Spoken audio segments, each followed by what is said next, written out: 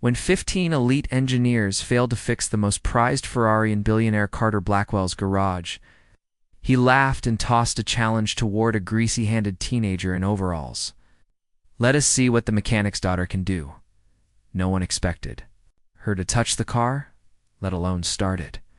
But as sparks flew, hands trembled, and secrets unraveled. What happened next silenced a room full of millionaires and left Carter unable to speak.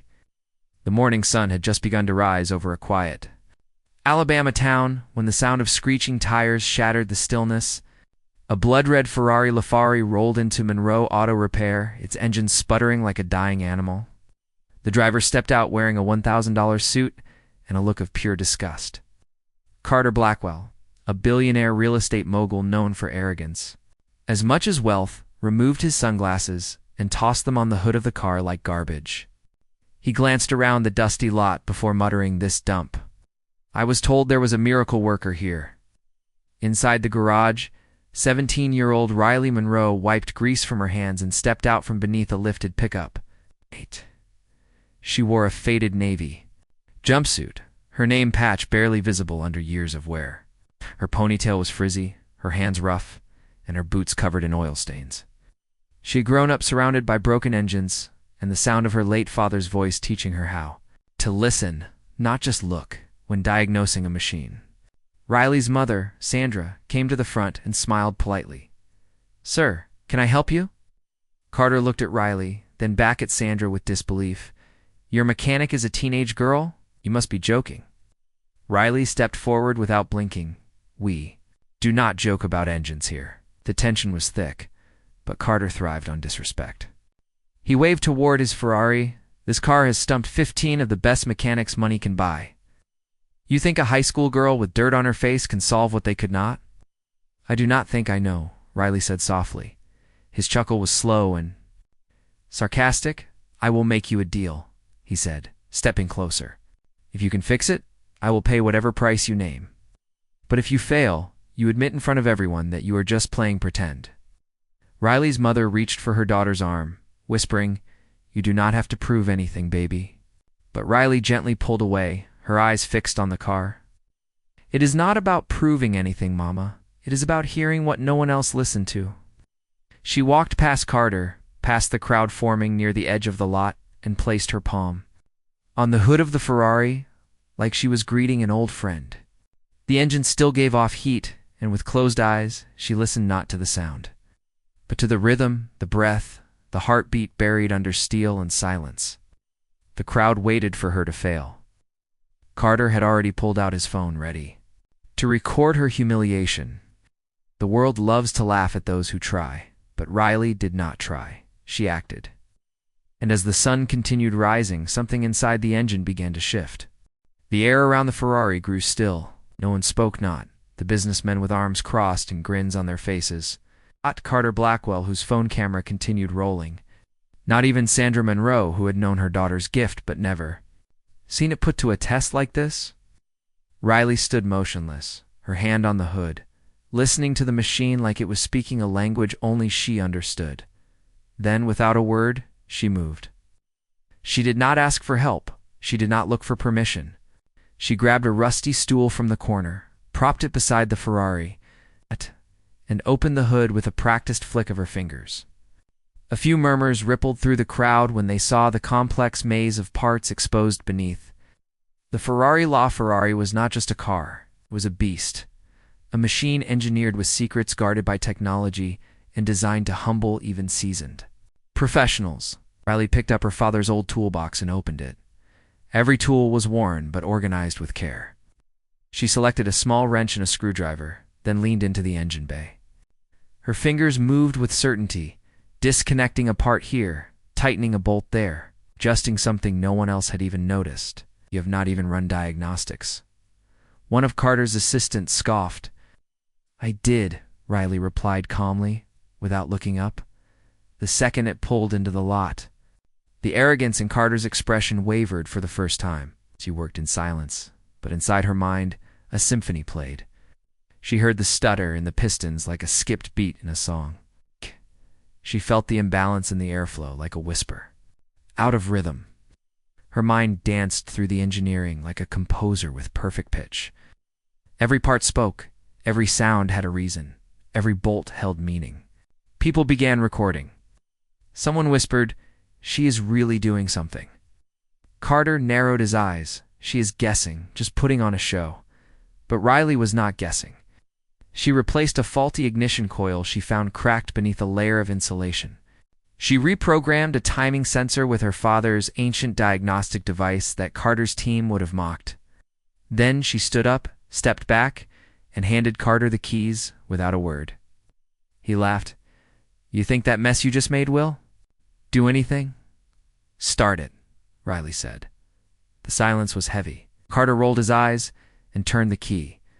The engine roared to life, not just alive, but pure, smooth, balanced, powerful. The sound was no longer broken or forced. It purred with pride, like a beast awakened from a long, painful slumber. Gasps erupted. Phones were still recording, but no one spoke. Carter stared at the dashboard, at the perfect readings lighting up, at the flawless hum of the engine. Riley stood with oil on her hands and fire in her eyes. She did not smile. She did not need to. Her work spoke louder than applause. What she did not know was that her life had just changed forever.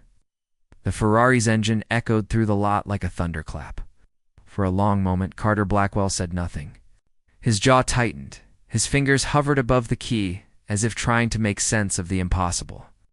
The readings on the screen showed flawless calibration. Oil pressure perfect. No misfires, no leaks.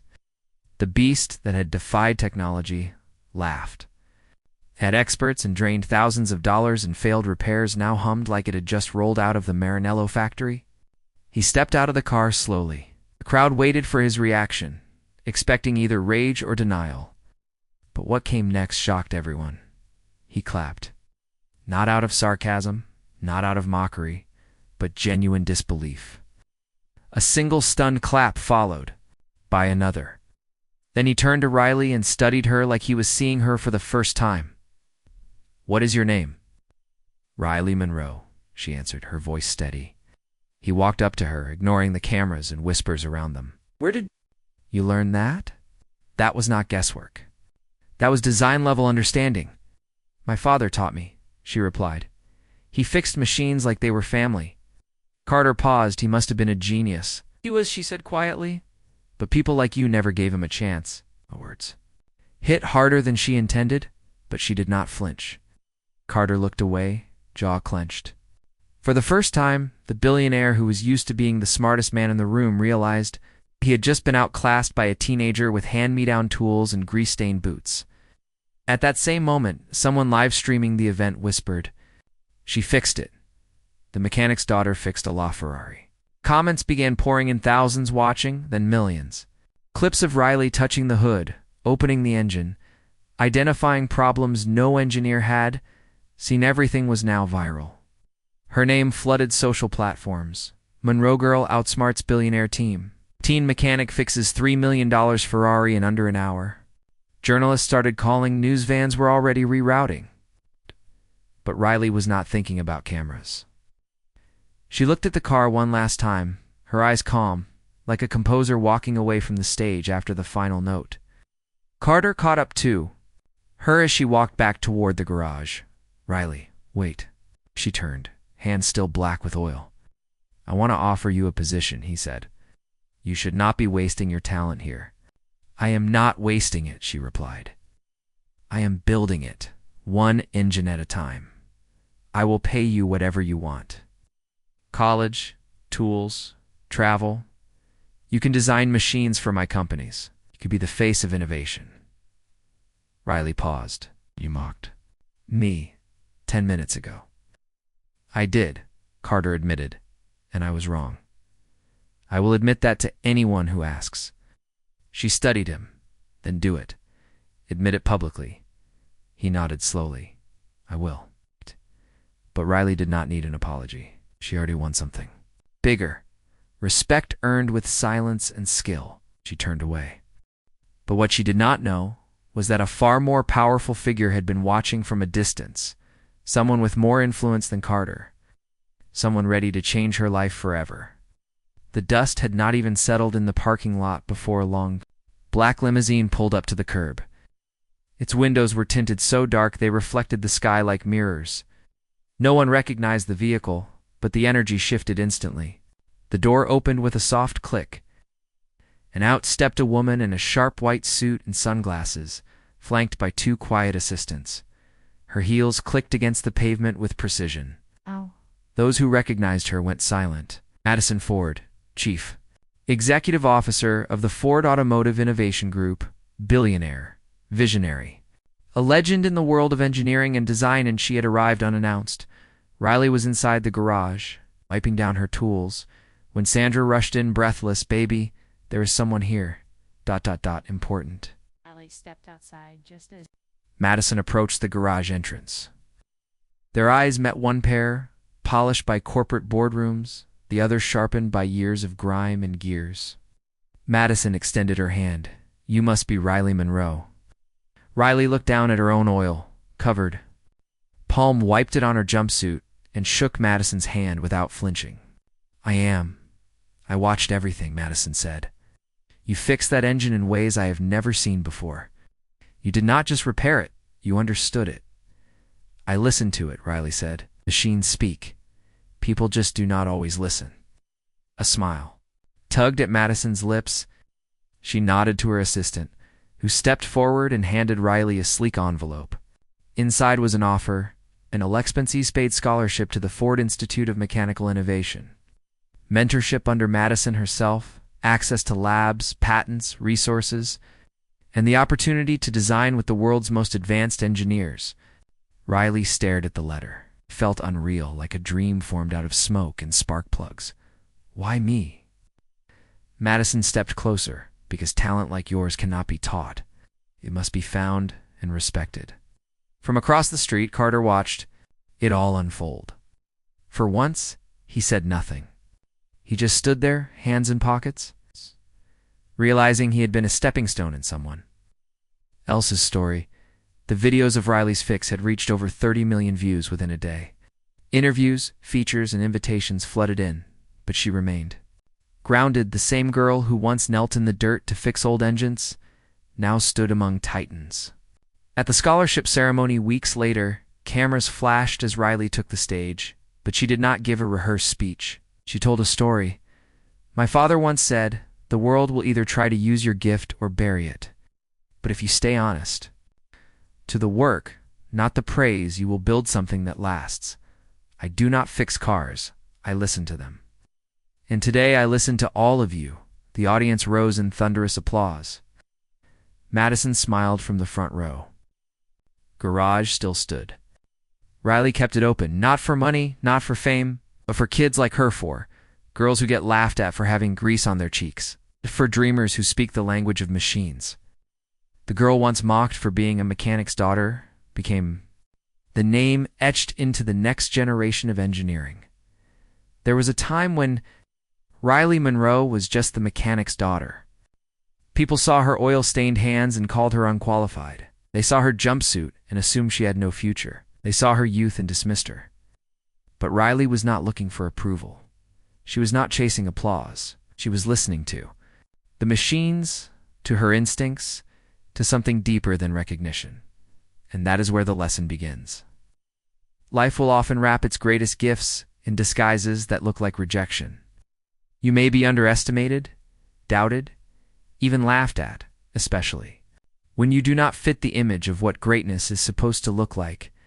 But those moments, those very insults, are invitations. They are fuel. They are your chance to prove, not just to others, but to yourself, that purpose beats privilege every single time.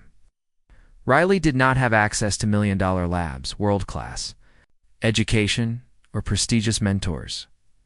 What she had was curiosity. She had consistency.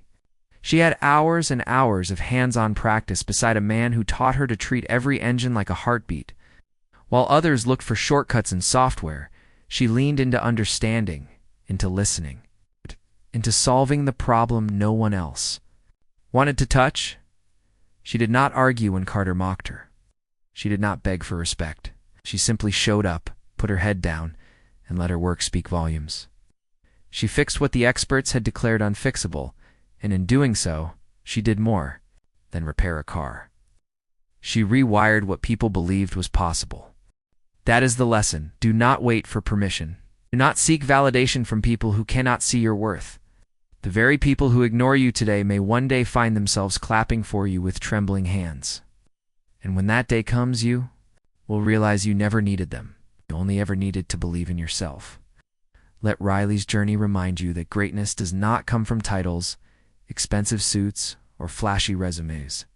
It comes from passion that burns quietly, discipline that refuses to quit, and integrity that never compromises. It comes from doing the work, especially when no one is watching.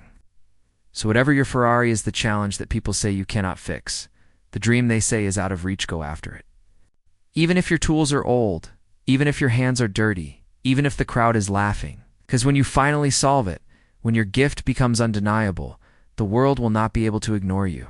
It will try to label you, but you just, like Riley, will rewrite every label with your actions. So here is the truth. You are not just anything. You are not too young. You are not too late. Or not too different. You are exactly what this world needs, and it is time you believed it. If this story touched you, remember someone else needs to hear it too. Share it.